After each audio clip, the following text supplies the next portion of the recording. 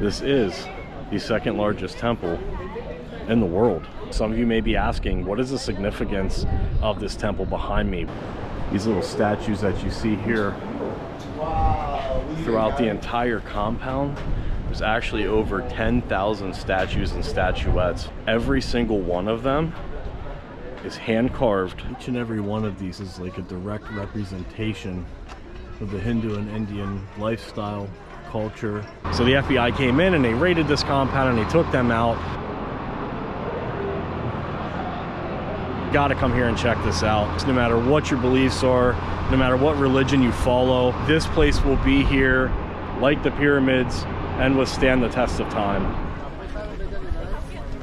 Welcome back to the channel. If you're new, my name's Chris and we're glad you came along for the adventure today. Fun fact, we just got our passports. It's pretty exciting. So we decided to take a weekend trip to India.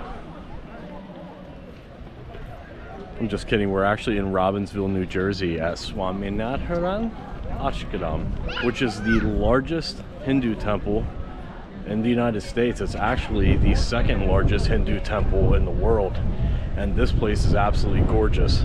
It opened in October of 2023, so it hasn't been open very long. Just a really beautiful site, but let's check out the area here. I'm going to show you some of the sites and just kind of explain what's going on along the way. So if you're into Hinduism, or you're just open-minded like us and you would like to come along in this adventure today, then we hope you stick along because it's going to be a pretty cool adventure.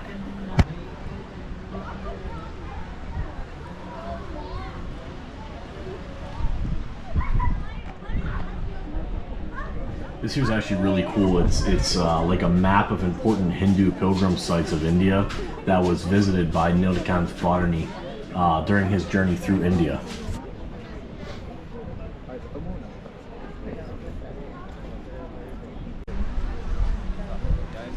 These rocks here are pretty cool. They actually just kind of represent and explain the journey that Nilkanth Varni had taken along his path to become a spiritual leader.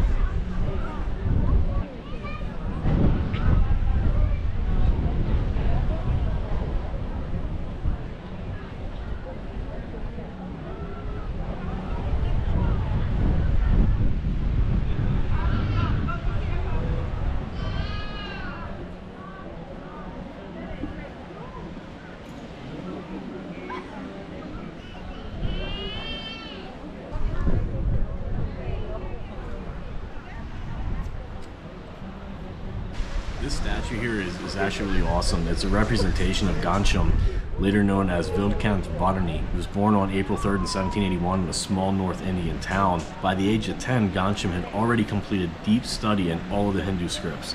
At age 11, he left home, started on a spiritual journey, and then became known to others as Nilkanth Varni, which is the child yogi that you see here. And from my understanding, once we get inside the actual temple, which I'm not able to take video of in there, is him depicting his older life. But if I can get a video or a photo of that, I will show it to you. If not, I'll just kind of put it up here and you can take a look at that.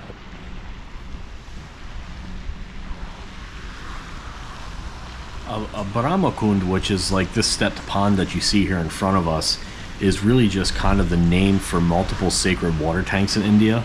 But this Brahma Kund that you see here actually preserves the traditional architecture and holy waters from 108 rivers and lakes in India.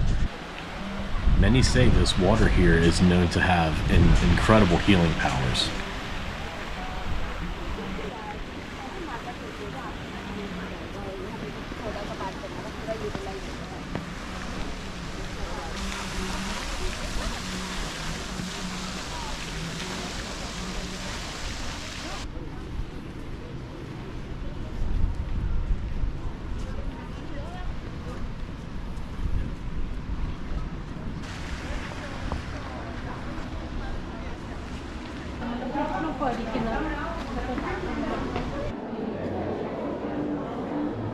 This is absolutely beautiful in here.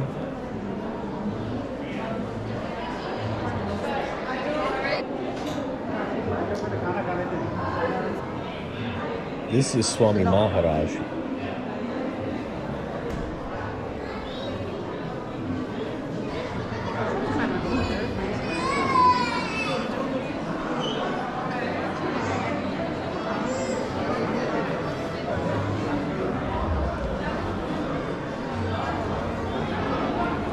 The crazy part is you see all this very intricate detail in all this. Every single piece in here is hand carved. It was either hand carved here on site or in India and brought over to be put together and assembled. It has taken over 12 years to build this temple. And you can see why when you come here, because it is absolutely beautiful. The detail is so intricate and gorgeous. It's insane.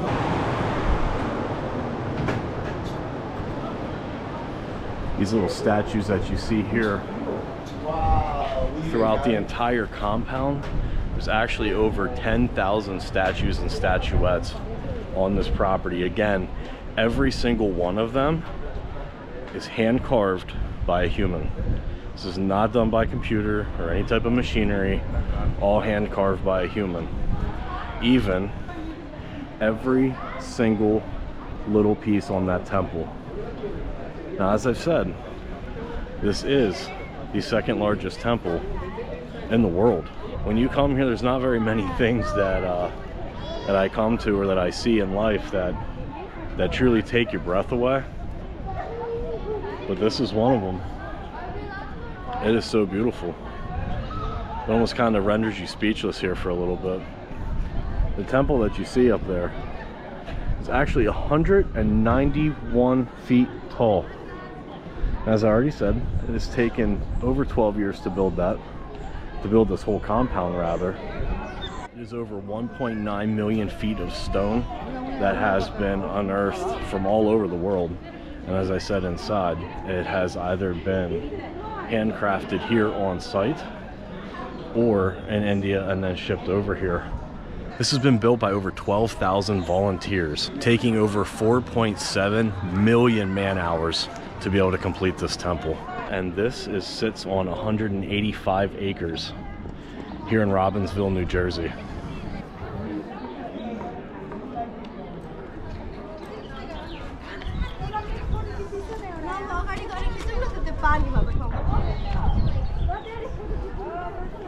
Huh?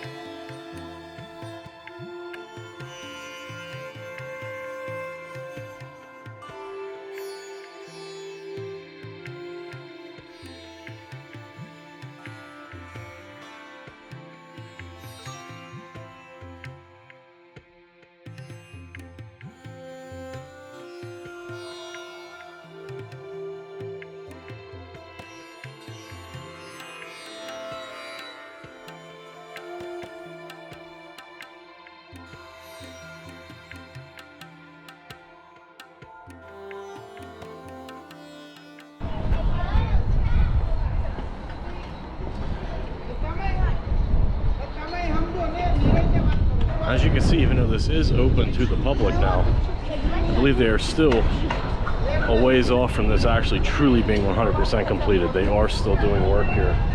Here's kind of a timeline of it being built. You see there it starts in 2014.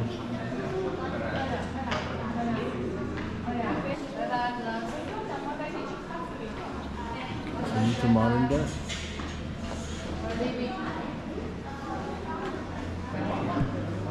It says that each stone has traveled over 21,500 miles before being placed on the Mahal Mandir. Shows the process of it coming out of the quarry, making its way to the boat, and then making its way all the way here to the Mahal Mandir, which a mandir is like the Hindu word for temple. It's like it's pretty much made up of 4 different types of stones, which is sandstone, limestone, marble, and granite. Here's some of the 12,500 volunteers, kind of like their story and a little bit of what they endured here. All right, well, it looks like we've made our way into like the little gift shop area. I don't know if they have a snack shop here. I did see like a cafe, but the cafe that they had here was closed today, so I'm not going to be getting anything there at least, but we're gonna check out the store here and see what they have to offer.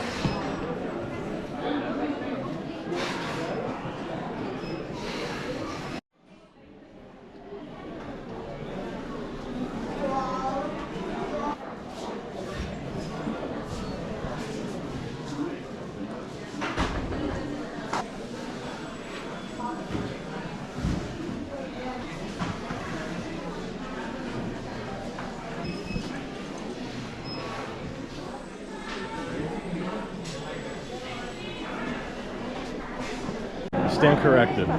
They do have a pretty sweet cafe in here.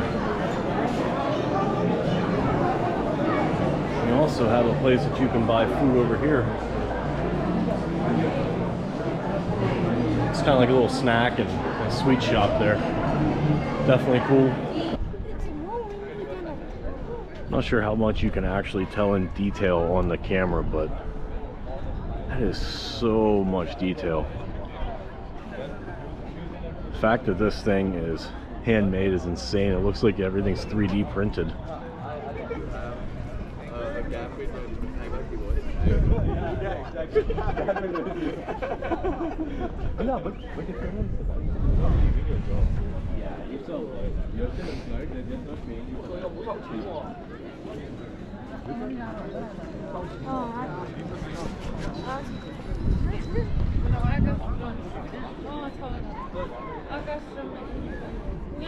Look at all the detail in this building.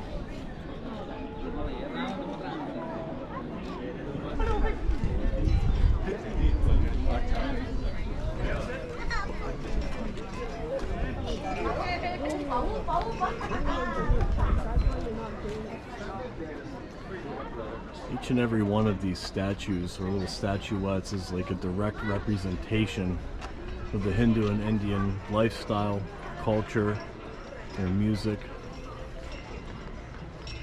It's just insane to think that seriously every single one of these has been hand carved by human.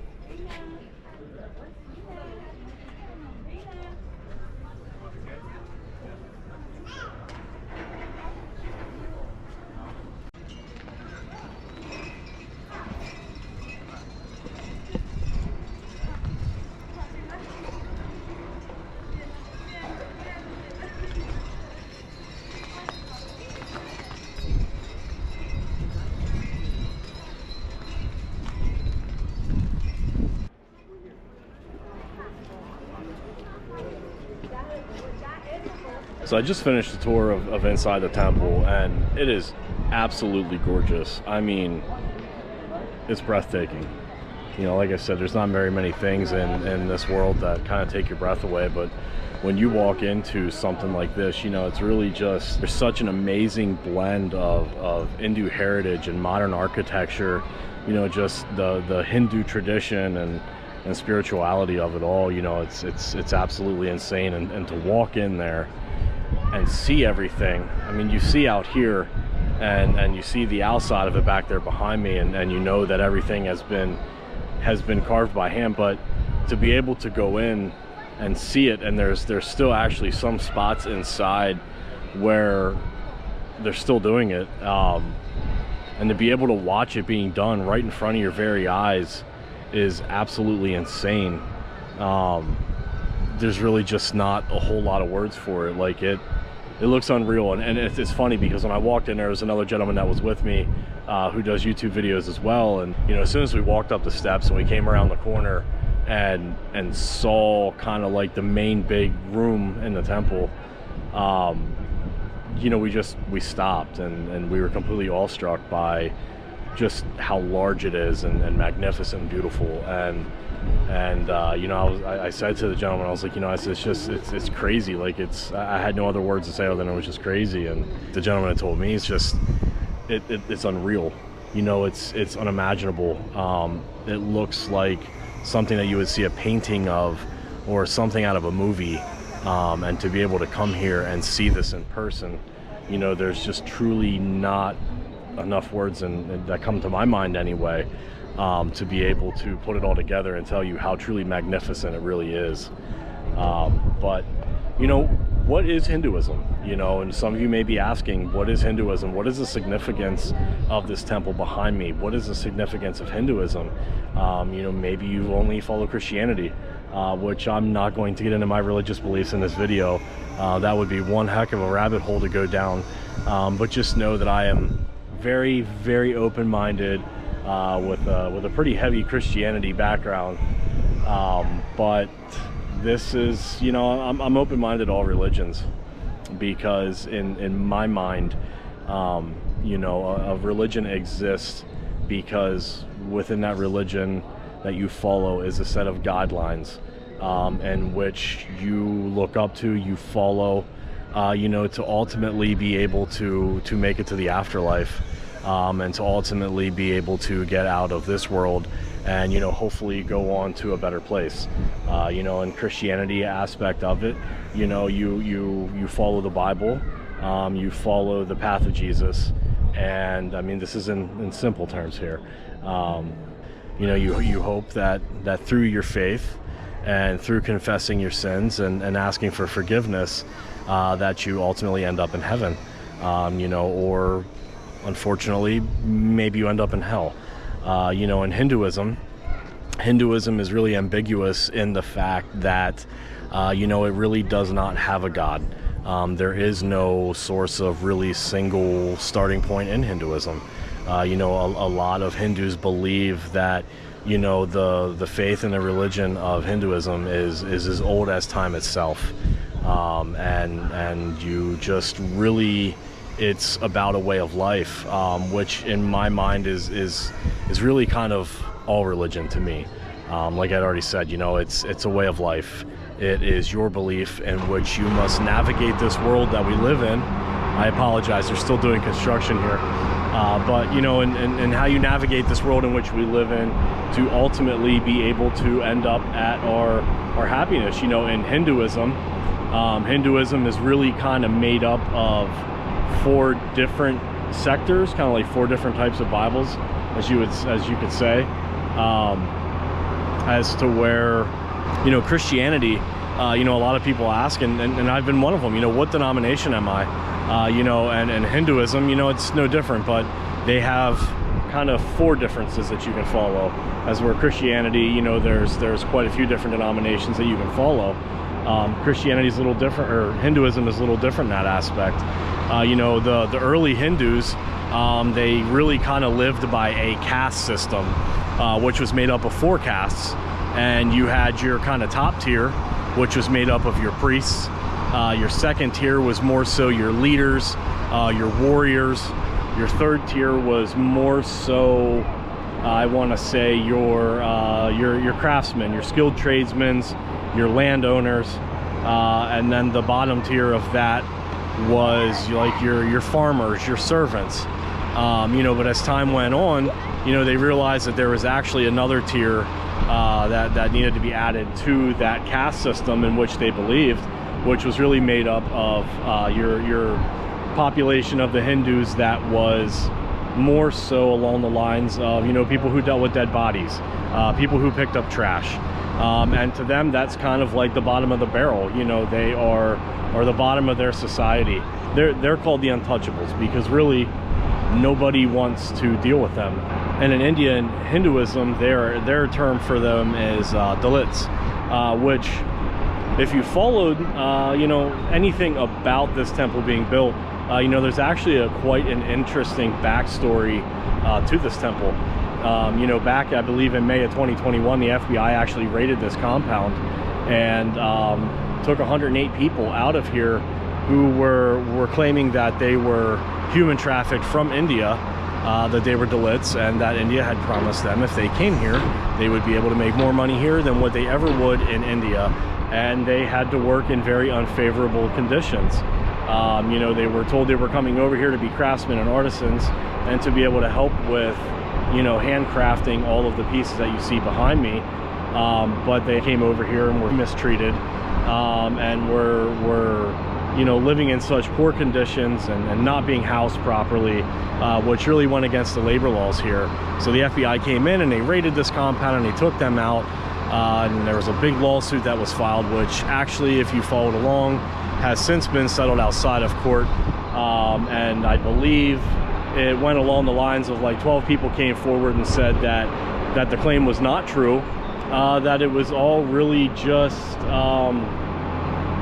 you know, part of a spiritual agenda that was trying to be pushed, you know, and that goes against Hinduism, and it was really just part of this whole spiritual conspiracy theory, rather. But I'll let that open for interpretation. I'll let you guys fire off in the comments about what you truly believe happened there. Regardless of what you believe happened with that, you know, I highly recommend you come here. You know, you can't debate the fact that Hinduism in its entirety is the oldest religion.